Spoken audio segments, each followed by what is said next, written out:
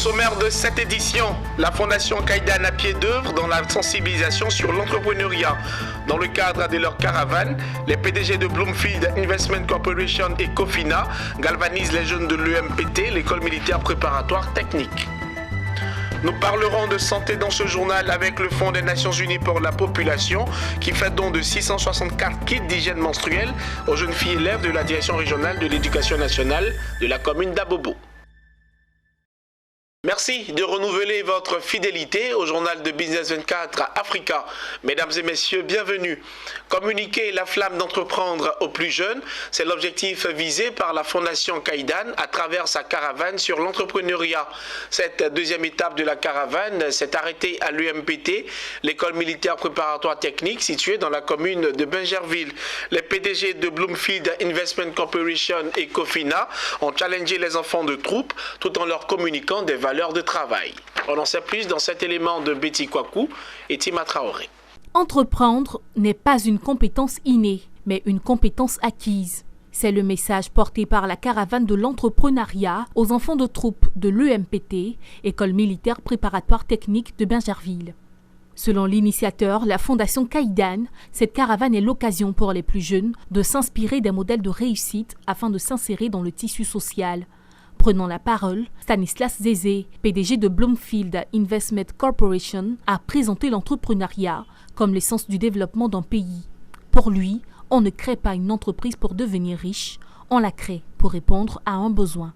Nous voulons juste donner l'envie maintenant à ces étudiants-là d'entreprendre quand ils sortent de cette école. Je pense qu'ils ont les qualités intrinsèques nécessaires. Maintenant, évidemment, il va falloir apprendre ce que c'est un entrepreneur qui a réussi, donc parler avec des gens qui ont réussi, s'informer sur comment fonctionne une entreprise, identifier quelque chose qu'ils veulent combler, donc un besoin de la société, qui leur permettra de mettre en place un projet. Ceci dit, ils ont les prérequis, ils ont les bases. Ce qui reste, ils ont déjà 70% de ce qu'il faut pour réussir. Les 30%, ils apprendront avec ceux qui ont déjà réussi. À ses futurs leaders, le PDG du groupe Cofina, Jean-Luc Conan, a bien voulu partager différents concepts pour réussir en entrepreneuriat. Il s'agit de la vision, le travail d'équipe, la résilience face à l'échec et le leadership. À cela s'ajoutent les valeurs telles que la discipline, le respect et l'intégrité. On a pu partager avec ces entrepreneurs réellement ce qui était cher pour nous, c'est-à-dire des valeurs. On pense que sans valeurs fortes, on ne peut rien bâtir de durable. Et pour ces jeunes enfants de troupe, on pense qu'il était important de leur montrer qu'on pouvait avoir une réussite basée sur des valeurs et qui sont des valeurs fondamentales. Et que sans des valeurs fortes, on ne peut rien bâtir de durable. Donc on a beaucoup insisté sur des valeurs telles que l'intégrité, la discipline, la rigueur et surtout, prendre son temps car le chemin vers le succès est long et semé d'embûches. À travers la caravane de l'entrepreneuriat, la Fondation Kaidan entend contribuer à sa façon à l'émergence d'une Afrique travailleuse et prospère. Elle veut inspirer d'autres générations et encourager chacun à rêver grand parce que ça prend le même temps que de rêver petit. L'inadéquation entre la formation reçue à l'école et la réalité du monde professionnel a fini par convaincre le plus grand nombre que le système de formation doit être revu et adapté aux besoins et réalités des entreprises. C'est dans cette optique que l'établissement AIBS a signé 2 conventions, l'une avec l'Atlantic Financial Group et le RICOM, entendez le réseau ivoirien des communicants. L'objectif étant de faciliter l'insertion de jeunes dans le milieu professionnel. Le reportage est signé Marius Seri. Il est commenté par Walter Kofi. 2 signatures de convention pour faciliter l'insertion des étudiants de l'établissement AIBS dans le milieu professionnel. Le partenariat de AIBS avec le RICOM et l'Atlantic Financial Group permet à l'apprenant durant sa formation de pratiquer son métier par une immersion constante et plongée en entreprise. On va dire que tous les étudiants sont éligibles, mais tout va dépendre des besoins des structures qui vont vouloir les accueillir. Vous êtes éligible, c'est vrai, mais vous allez certainement passer par un test pour voir si on doit vous retenir ou pas. Parce que si on doit prendre 2 personnes, on va peut-être tester 5 et on prendra les 2 meilleurs. Mais nous, ce que nous faisons, nous mettons en place un système qui fait en sorte que lorsque l'étudiant finit sa formation, il est opérationnel. Donc, n'importe lequel de nos étudiants devrait pouvoir insérer sereinement n'importe quelle entreprise et être performant. Les partenaires se réjouissent de la signature de ces conventions. Ils voient en AIBS une école interdisciplinaire indispensable à l'innovation. C'est que AIBS a fait un choix de s'orienter vers le monde professionnel et voulait orienter sa formation vers ce monde-là. C'est un monde qui a quand même besoin de gens qualifiés, de professionnels, des gens qui peuvent utiliser tout de suite. Et pour ça, l'entreprise est obligée d'aller vers ce formateur. D'abord, AIBS est une structure de formation et AIBS forme des étudiants qui sont aptes à l'emploi. Et donc, nous devions de regarder les modules de formation qui sont délivrés à AIBS pour regarder leur adaptabilité avec le besoin de nos marchés. Depuis plusieurs années, Atlantic International Business School AIBS développe régulièrement des partenariats avec les entreprises sur le territoire national. L'établissement dit accorder une forte place à l'alternance. Plus de 50% des apprenants de l'AIBS bénéficient de ces dispositifs pour développer leurs compétences professionnelles. Le RUSTA, entendez le réseau des universités des sciences et technologies d'Afrique, est en séminaire à Abidjan sur le développement des systèmes des Nations Unies. Récemment, les étudiants en licence et master de cet établissement ont été formés sur le rôle et les missions de la FAO, l'Organisation des Nations Unies pour l'alimentation et l'agriculture en Côte d'Ivoire. Zeynab Dosso, Tima Traoré. Cette conférence m'a permis d'avoir certaines connaissances sur l'amélioration et la lutte pour la sécurité alimentaire. Et ça nous permet aussi d'avoir des idées d'orientation par rapport à des profils de carrière que nous voudrons adopter dans l'avenir. Ils sont tous des étudiants en fin de cycle, licence et master, et leur insertion dans le tissu professionnel exige une connaissance sur le système des Nations Unies, notamment sur le rôle, les missions de la FAO en Côte d'Ivoire. L'Organisation des Nations Unies pour l'alimentation et l'agriculture est une structure parmi tant d'autres qui vise à renforcer la résilience et la sécurité alimentaire et nutritionnelle. Une seconde thématique importante pour nous, c'est les filières agricoles. Alors le cacao. Le cacao où notre portfolio se porte aux environs de 20 millions de dollars en ce moment. Donc vraiment, changer les techniques de production, une technique du cacao durable. Donc là, c'est là où la FAO a répondu à la demande de la Côte d'Ivoire sur cette thématique-là, sur cette filière. Et on espère dans le futur proche se déplacer sur le palmier à huile, l'anacarde et apporter l'expertise de la FAO pour vraiment que l'économie ivoirienne, surtout l'économie agricole ivoirienne, se développe et passe à un mode de transformation qui soit beaucoup plus avancé que celui que l'on a aujourd'hui. Ce séminaire sur le système des Nations Unies est une formation pratique continue initiée par le RUSTA, Réseau des universités des sciences et technologies d'Afrique. Il vise à outiller les étudiants sur les stratégies de développement durable dans les États. Nous avons organisé ce panel pour permettre à nos étudiants, bien sûr en dehors des programmes classiques d'enseignement, en dehors des programmes de recherche, pour les habituer aux organisations internationales.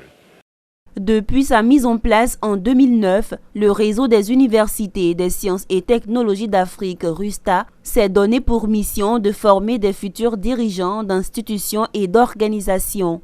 C'est dans ce cadre que s'inscrit ce séminaire sur le système des Nations Unies, qui se tient du 19 au 23 avril 2021. L'École supérieure africaine des TIC ESATIC a reçu ce jeudi dans ses locaux du matériel informatique. Ce don de Move Africa vise à contribuer à l'amélioration des performances et l'efficacité des projets développés par les étudiants de cet établissement. Mon désir Nascimento, Ezekiel Seri. Les relations entre la société Move Africa et l'ESATIC, École supérieure africaine des TIC, se renforcent davantage. Ce jeudi à Abidjan, l'école a reçu une importante délégation de Move. Une délégation avec à sa tête Abbé Abraham, chef de division qualité à Move Côte d'Ivoire, qui a procédé à une remise de matériel télécom et d'équipements. Ce sont des équipements qui vont contribuer à l'amélioration des performances et l'efficacité des projets développés par les étudiants de l'ESATIC à travers la CID, cellule d'innovation et de développement. Nous sommes ici pour une remise officielle de matériel télécom et d'équipement à l'établissement ESATIC. Le directeur général de l'ESATIC a souligné l'excellente collaboration entre Move Africa et son établissement, vivifié par plusieurs activités. Au nom de l'administration, il a rassuré le donateur d'en faire bon usage. L'ESATIC est un établissement public créé par le gouvernement pour assurer de la formation et la recherche dans le secteur de l'économie numérique, des technologies de l'information et de la communication. Et à ce titre, nous avons conclu un certain nombre de partenariats. Ainsi donc, avec le secteur privé, nous sommes soutenus par le secteur privé et la manifestation de ce soutien, c'est l'apport aujourd'hui par Move Africa d'équipements à la cellule d'innovation et de recherche de l'ESATIC. Ce matériel nous permettra de développer des projets en e-agriculture et de gérer une maison à distance, l'électricité d'une maison à distance. Ces projets-là nous permettront également de pouvoir apporter une assistance aux personnes handicapées. La CID, cellule d'innovation et de développement, créée en 2017 à l'ESATIC, a été présentée au cours de cette cérémonie de remise d'équipement. Mentionnons que cette cellule de l'ESATIC a déjà glané une quinzaine de prix, dont 4 prix nationaux d'excellence du président de la République de Côte d'Ivoire. Nous l'annoncions dans les titres, le Fonds des Nations Unies pour la population UNFPA a fait don de plus de 600 kits d'hygiène menstruelle aux jeunes filles de la commune d'Abobo. Ce geste, accompagné par le ministère de l'Éducation nationale, a pour objectif de lutter contre la précarité menstruelle en milieu scolaire. On en sait plus dans cet élément de Walter Kofi et Doumbia Ayouba. Les menstruations sont l'une des causes de l'absentéisme scolaire de la jeune fille lorsque celle-ci manque de moyens pour l'achat de serviettes périodiques ou dentalgiques susceptibles de soulager les règles douloureuses. Une précarité menstruelle que le Fonds des Nations Unies pour la population, l'UNFPA, en collaboration avec le ministère de l'Éducation nationale, combat à travers la distribution de kits d'hygiène menstruelle aux élèves filles de la draine d'Abobo. Un geste bien accueilli par les jeunes filles qui sont souvent sujets de discrimination et de stigmatisation pendant leur période de règles. Le phénomène des menstrues est très important. Souvent, il est perçu comme un tabou, mais ce n'est pas du tout le cas. Nous, les jeunes filles, souvent, sans être instruites là-dessus, on a tendance à s'humilier 2 fois. Donc, c'est bien qu'ils parlent de ça afin que les jeunes filles sachent quoi faire les prochaines fois.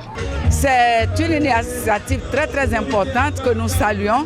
Effectivement, les jeunes filles, pour certaines, c'est la première expérience, donc elles ne savent pas de quoi il s'agit lorsque ça leur arrive. Pour d'autres, par manque de moyens, lorsque la chose arrive, elles ne savent pas comment se protéger, de telle sorte que c'est des stress, c'est des angoisses.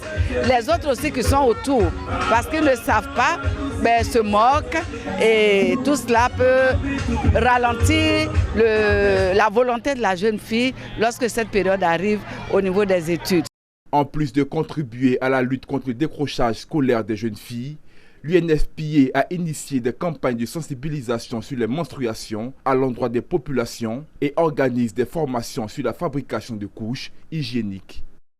Dans le cadre du projet, l'UNFPA a mis en place une formation, un système qui permet de former des filles venant des instituts de formation et d'éducation féminine pour qu'elles puissent, au niveau local, permettre la confection des kits réutilisables, des serviettes hygiéniques réutilisables qui pourront être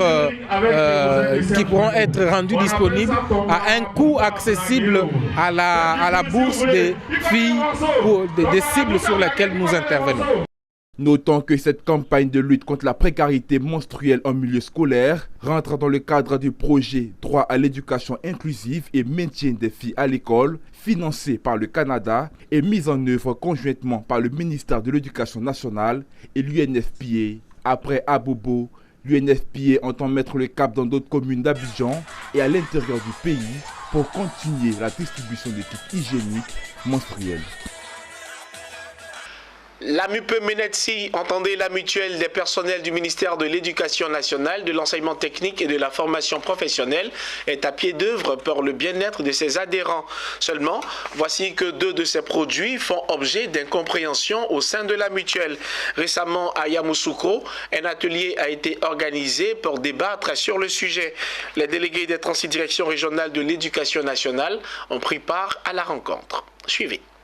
Mieux faire comprendre les nouveaux produits liés à la santé qui sont Menet Pharma et Menet Confort aux mutualistes. C'est l'objectif de cet atelier de Yamoussoukro organisé par la mutuelle des personnels du ministère de l'Éducation nationale, de l'enseignement technique et de la formation professionnelle de Côte d'Ivoire, MUPE-MENETSI. Avec l'avènement de la CEMU, la couverture maladie universelle, le comportement des soins de prise en charge des mutualistes de la MUPE-MENETSI a été perturbé. Il s'agit donc de mettre les mutualistes au même niveau d'information en formant les délégués sur ces nouveaux produits mis à leur disposition. Nous sommes en train de mettre en place une certaine réforme, mais qui connaît des difficultés. Il faut qu'on se retrouve pour que très rapidement on puisse prendre une décision pour permettre à tout le monde d'être mieux servi. Menet Pharma, c'est donc ce produit qui permet donc aux mutualistes de bénéficier des 100% des médicaments. Et puis Menet Confort, 80% des prestations en clinique, hospitalisation, analyse, etc. Et puis 100% donc des médicaments.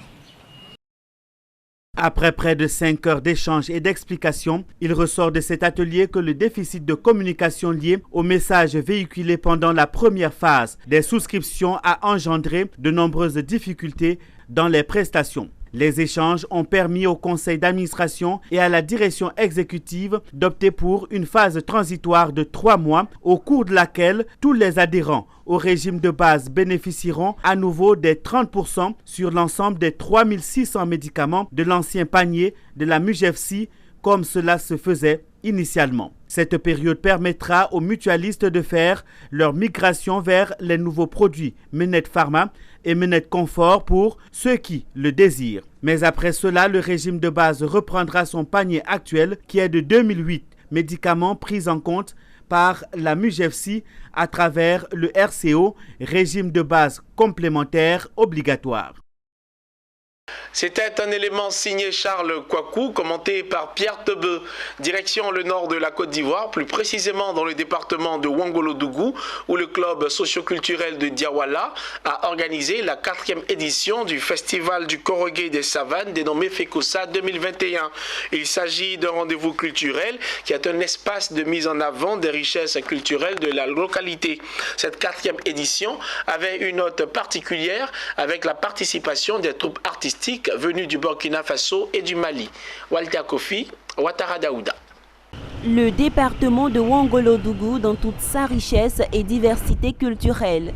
Ce qu'il a été donné de voir 3 jours durant à Diawala lors de la 4e édition du festival du Korogue des Savanes, FECOSA 2021.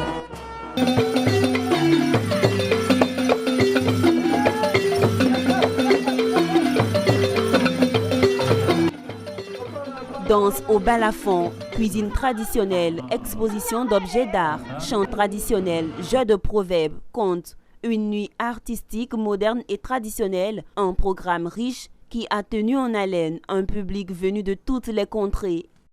Pour le président du CSCD, l'histoire de cette partie du pays Ouangolodougou, longtemps resté méconnu, ce festival vient comme un moyen d'étaler l'important rôle joué par les ancêtres dans la savane. Aussi, il a invité les populations à cultiver les valeurs de solidarité pour un développement durable.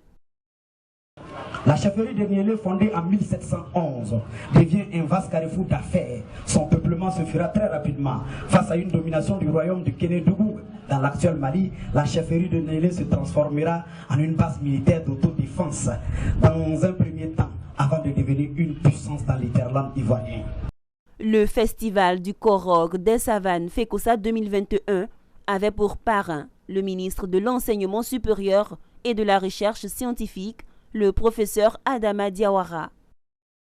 Il y a un sage qui dit comme ça que la culture, c'est ce qui nous reste lorsqu'on a tout perdu. Alors vous voyez l'importance de la culture pour un être humain.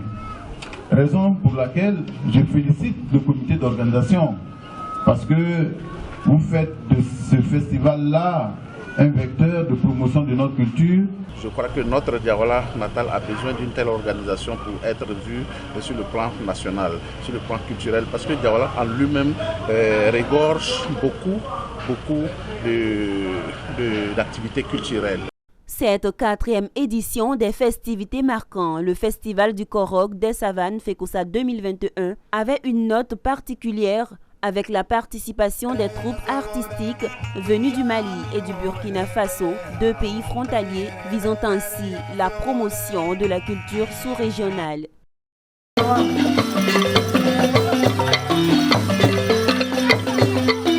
Terminons ce journal en nous rendant au Bénin où la cimenterie allemande Sim Bénin continue de tisser sa toile. Désormais dans la capitale politique du Bénin, Porto Novo, Sim Bénin sera représenté par l'établissement Inter Ayatollah spécialisé dans la vente de matériaux de construction et de ciment. Reportage. Spécialisée dans la vente des matériaux de construction et dans la commercialisation du ciment, la directrice de l'établissement Inter Ayatollah a reçu ce jour l'autorisation de représentation de la Sim Bénin, une des grandes sociétés au Bénin qui fabrique du ciment pour des constructions de tout genre. La particularité de ce jour 1er avril dernier fut l'inauguration d'un site dans la ville de Porto Novo, plus précisément au cinquantenaire à Gbodje, en face de la pharmacie. En tant que la directrice de la société Inter Ayatollah, je suis spécialisée beaucoup plus dans la vente des matériaux de construction et de ciment. Donc aujourd'hui, je représente la Sim Bénin dans le département de Lomé Plateau où je dois faire la distribution du ciment Sim Bénin à travers les différentes localités de Porto Novo et des communes pour faire connaître plus le produit et faire valoriser le produit de la Sim Bénin. Cet événement a connu la présence du directeur commercial de la Sim Bénin, du représentant de la Chambre de commerce et de l'industrie du Bénin.